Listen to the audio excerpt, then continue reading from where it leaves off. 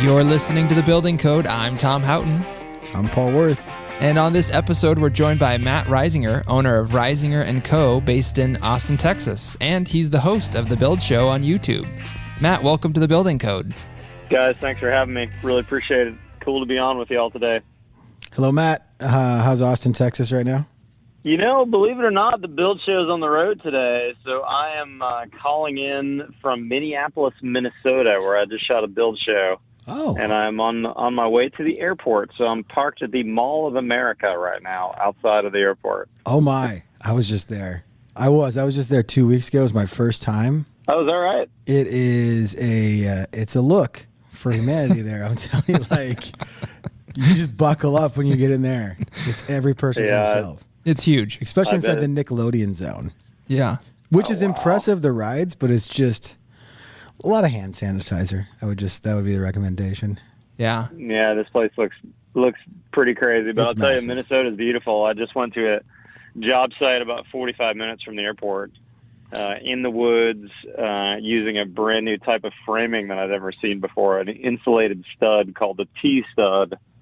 And man, it was really, really neat. I was impressed. What is unique about a T-stud? Because act as if I don't know anything about building. Just act. Okay. Just act like it. Because that would be accurate. Yeah. So yeah, I'm sure you know exactly everything about framing, Paul. But Yep. for those listening who aren't familiar, most houses are framed traditionally with 2x material, either 2x4s or 2x6s on 16-inch centers, and then we stuff insulation in between the framing. Mm-hmm. And it's kind of akin to, like, if you got out of the shower and you had to run down the street naked, would you grab a jacket to throw on to get warm as you were running down the cold street, or would you stuff insulation in between your ribs?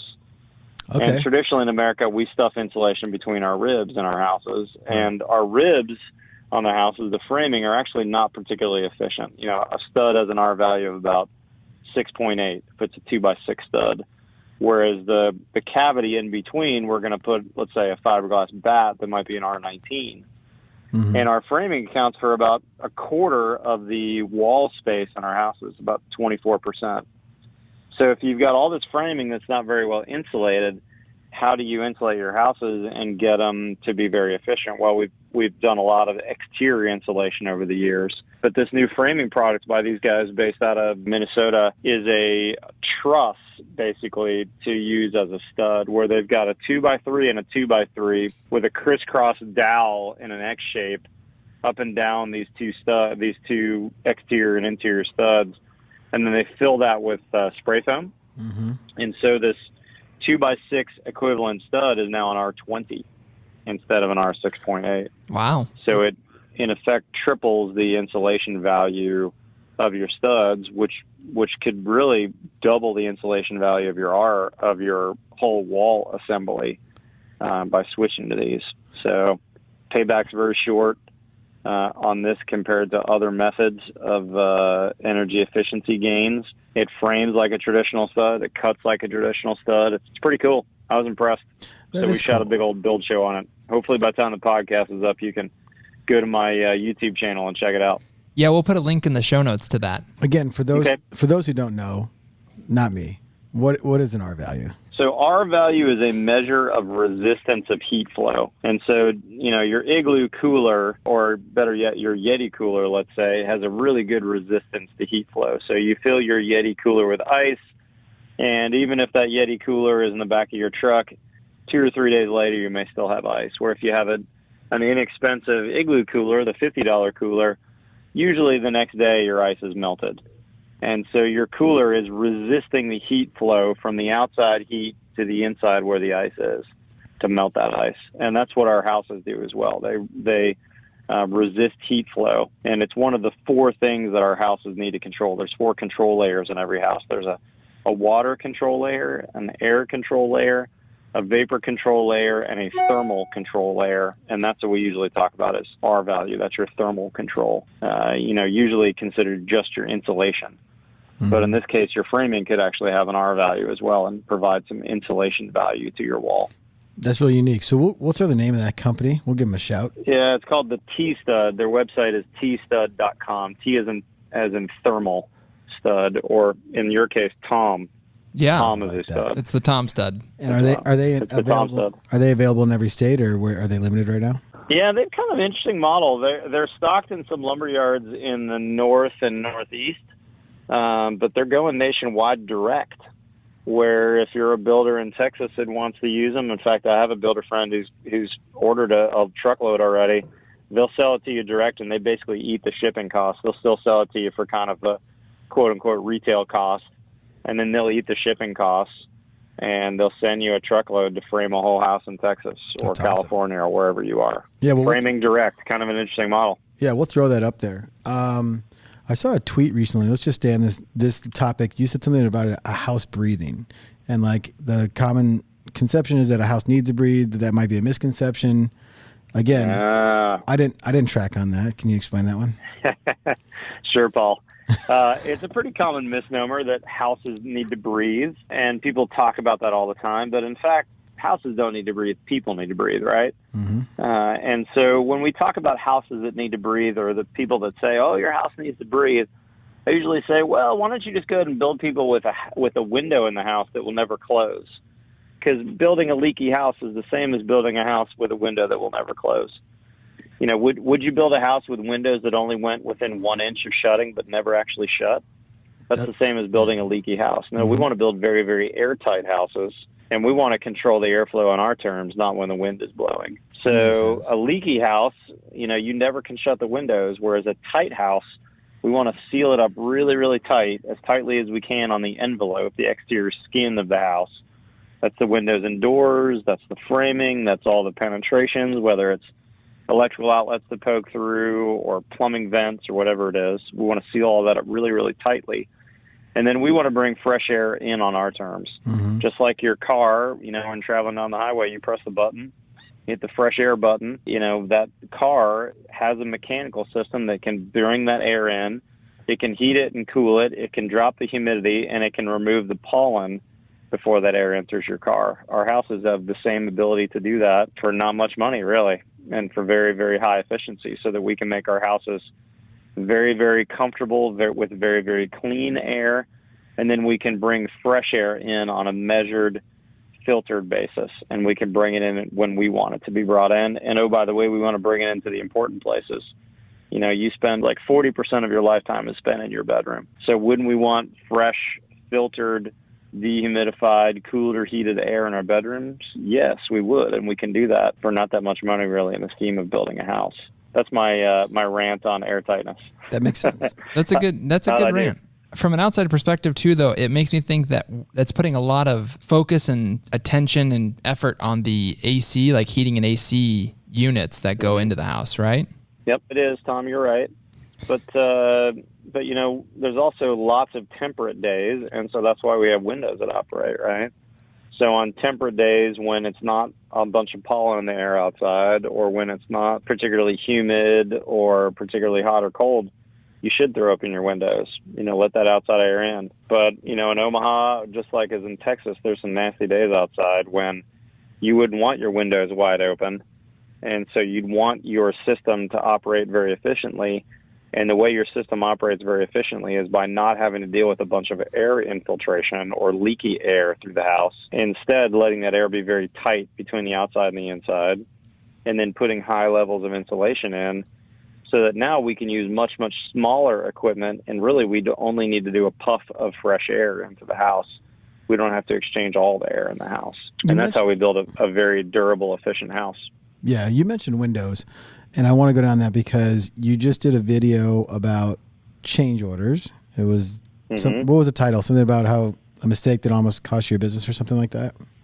Yeah, we made a great video with our friends at Buildertrend that I published last week, almost 100,000 views in a week. Yes, that was amazing. I was talking about one of my bigger mistakes as a builder was when I started out. I built a project for a client that I did cost plus a guaranteed maximum, and I was my systems were not particularly well in place yet. During the course of the video, while we were playing, we were showing some of my current systems. I've been on Buildertrend now for about 18 months, going on 2 years. And what a giant change. Even now, I had fixed my change order issue prior to Buildertrend, But what an incredible thing to have an iPad out in the field to talk about a change order with the client, to actually do it right then and there in front of them and have them sign it in the field. To be able to have those systems and those tools at your fingertips for a builder is incredible. Yeah. And so the point of the story was, look, let's use technology to our advantage as builders.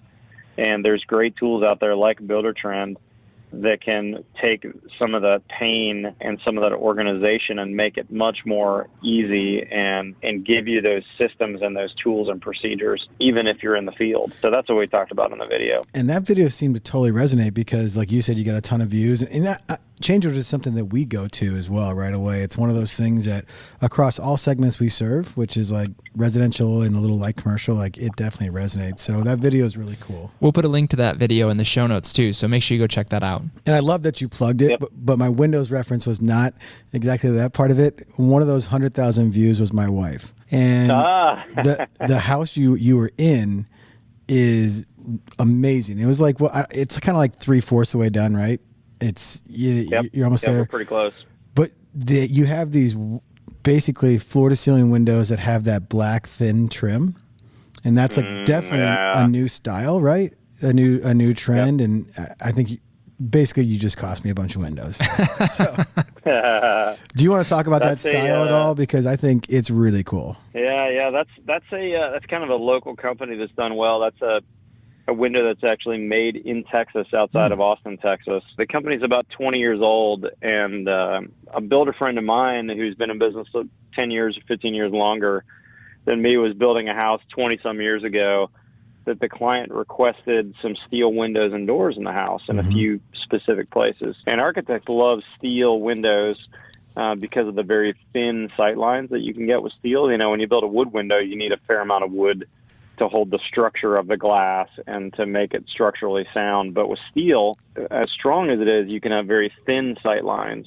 And there's also just a certain feeling about a steel window and door. You know, my dorm, I remember when I went to school in the 90s, was a 50s dorm room that had steel windows. And they sweated in the wintertime. They had some condensation on them, but, you know, they were, at that point, decades old, and they still performed perfectly because steel just lasts. Now, there's a little maintenance to do, but that house in particular has an entire window package of steel windows and doors by a company called Rehme, Rehme windows. And so 20 years ago, this builder said to his steel guy, who was actually, I think, doing fences on the job at the time, hey, you know, this client wants these steel windows and doors, and I got this company out in New York to bid it. It was super expensive. Now, I won't mention the name because everybody knows it who's a builder listening, but they know how expensive they can be. And the welder said, really, they're that expensive? I bet I could make some of those. You know, why don't you let me give you a bid on a couple of the key windows and doors? And so here we are 20 years later, and that guy who was a fence welder also was a pretty smart engineer and built an entire company around building these really excellent, finely crafted, and customized for each project steel windows and doors. And you obviously you have a cut of that company, right? Since it was your idea. No, I don't. No, I just discount at least. Peter, the founder, is just a great guy who I know, and they've really refined it. Now they even have a thermally broken version where the inside and outside steel are broken, but they still sell the original version, which is non-thermally broken and really feels authentic. And that's what that house that I was building has. Thermally broken sounds very scientific. It's a fancy term for meaning that the inside is broken thermally, meaning there's a stop for the transfer of heat flow from the inside to the out. Does that mean that you could use these windows pretty much anywhere in the nation or in the world with, you know, varying climates? I think of steel windows and thinking of like our cold climate here in Omaha during the winter. Yeah, you could use them. That's right. I don't know about the coldest climate zones in America, whether they'd meet the U factors necessary for like climate zones 5 and 6. But in climate zone 1 and 2, you technically don't need a thermal break, especially if you take the performance path of construction, which means that you basically show your inspector that the whole building meets the energy code, even if a couple products in the building don't, like, for instance, your steel windows and doors. And so that's true in most parts of the country, that you could even use them in 1 or 2 places. But then the thermally broken ones, as you get to a more cold climate, you're going to want that thermal break on there for sure. And of course, the thermal break is a benefit to us even in our hot climate like Texas.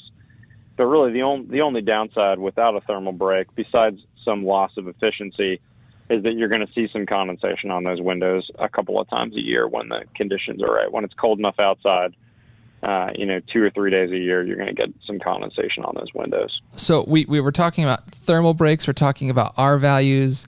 We're talking about efficiency. All of this seems to tie into your passion of building science. Yeah.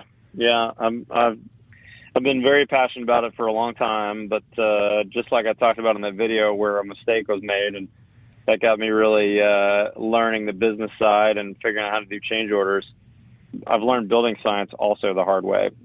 I started as a builder in the early 90s with a national production builder and knew nothing about building science. We were building, frankly, not very good homes. And there's still a few production builders out there like that, although a lot of them have wised up and built a really good house today. But it was the mold crisis of 2001 when I was working in Portland, Oregon, that got me to learn and care about building a better house. I was building in a pretty rainy climate in Portland. And in 2001, mold was on the national radar because even Tom Brokaw on the NBC Nightly News was talking about the mold scare in houses and the mold crisis in America. And insurance companies were actually covering for mold problems and mold growth in houses. And so lots of new home builders, like the one I was working for, were all of a sudden getting claims of mold in the house that was 6 months or a year old. And so when I started working for this builder in Portland, Oregon, the week prior to working for them, they had just gotten sued by 2 or 3 clients and had bought back a few homes because of mold issues.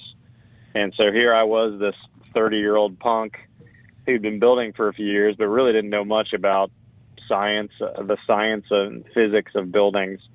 I learned a lot quickly because of this mold growth issue. We were having mold growing in brand new houses. Was that during that time that I started really learning everything I could about building science to prevent future building failures. And to this day, I'm still passionate about that because by understanding the physics of buildings, or what we call building science, you can build a house that's incredibly durable, that's incredibly efficient, that's incredibly healthy, and that's very long-lasting, and you won't have problems from clients that have issues in their houses. So that's one of my main topics on my YouTube channel. So you went from Portland to Austin. Don't they both have something about keeping them weird? Like keep Portland weird or keep Austin weird? That's true, right? Yeah. They're definitely keep weird towns, that's for sure. They're great towns. It's kind of funny. How'd you get to Austin? So I started my building career in Washington, D.C., and I met my wife when she was just starting in medical school. She actually transferred medical school so I could stay in my builder job in D.C., and so I said, well, when you graduate from med school, I'll move for you wherever you want to go for your training. So she picked a residency program she really liked in Portland, Oregon, and I flew out there to check it out and loved the Pacific Northwest. So we moved there for 3 years. When she was finishing the program, we got pregnant with our first kiddo. And we said, all right, where are we going to move? Should we go back east where I was from? I grew up in the Northeast. Or should we move to Texas where you're from? And I'd always wanted to start my own building company. So it was kind of a no-brainer. Should we move to the East Coast or should we move to Austin, Texas? And I'm sure glad I did. Austin's been a good town for me. I've loved living there. And it's been booming really ever since, with a small dip for the recession. Other than that, we've had incredible years in Austin in the building business. Yeah, right after recession, something that's very close to us, technology companies started going to Austin in droves, right? Yeah. So that's a big and there's a tech center now. It's a huge tech center, and a lot of my clients are in the tech industry. I just finished a house last year for a guy who does data warehousing and has several server farms in Austin with his huge data company. Mm-hmm. I've got lots of tech executives that I've built houses for, and it fits well with me too, because my YouTube channel and the way that I talk about the science of building a better house fits usually pretty well with tech people. They care about that stuff. They want things that are well built and well crafted, and so it's been a good place to have a building business.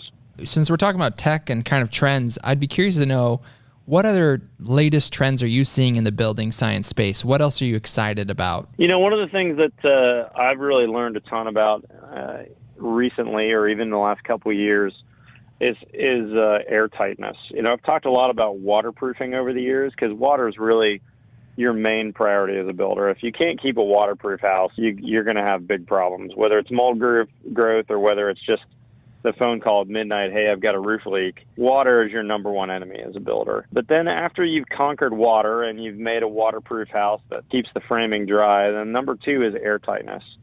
And we've made a lot of advances in air tightness and methods and materials for air tightness over the last 5 years, even, I would say. And so I've learned a lot about that in the last 1 to 2 years, about how to build a very airtight house, because air is right behind water when it comes to priority. If you've got air leaking in, you also could have water issues, because in Texas, where I am, it's humid out a lot. And if that air is leaking in, it's typically going to find a cold condensing surface to condense on.